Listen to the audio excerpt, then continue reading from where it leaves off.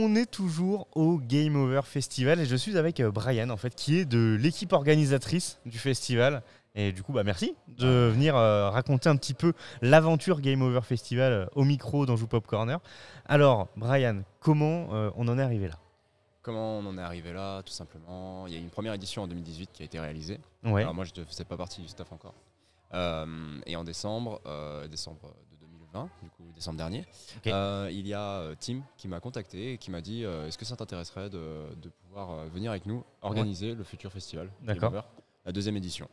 Alors moi j'étais grave chaud, je travaillais beaucoup, mais vu que je suis très proche de tout ce monde virtuel, etc., avec les streams, je suis fan de jeux vidéo, etc., et j'ai dit avec grand plaisir. Mais en toute franchise, j'avais pas pu venir à la première édition. D'accord. Parce que moi j'avais mes études, donc je connaissais vaguement le festival, et ouais voilà, c'est arrivé comme ça, et puis voilà.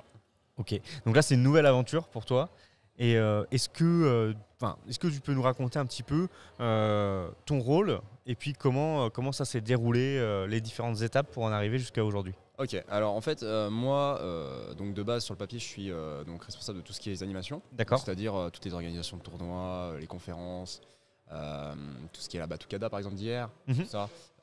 C'était moi qui avait dû gérer on va dire la communication avec eux, l'animation des tournois par exemple. D'accord. Tout ça c'est moi qui gère. Alors comment ça a déroulé?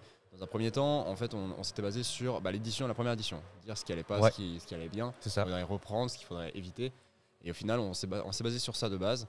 Et voilà, on en est arrivé à ça aujourd'hui, c'est-à-dire à avoir une amélioration, avoir plus de contenu, une plus grande salle, tout ça en plus, parce qu'à la base, c'était dans une salle des fêtes. Ok. Là, on est dans un gymnase, donc c'est beaucoup plus gros. Hein. Oui. Et puis voilà. Et simplement, après, nos idées sont venues au compte-gouttes. On a joué avec le fait que la proximité d'abord dans un premier temps, par exemple Aximaker, Qui sont locaux. Qui sont locaux. Après on a dit ce serait bien d'avoir des choses un peu plus, comment on va dire, un peu plus comme la boutique de Pop par exemple, donc avec des choses à vendre, des choses comme ça. Et puis etc. C'est monté. On a dit on va avoir des invités, des guests, ce serait super.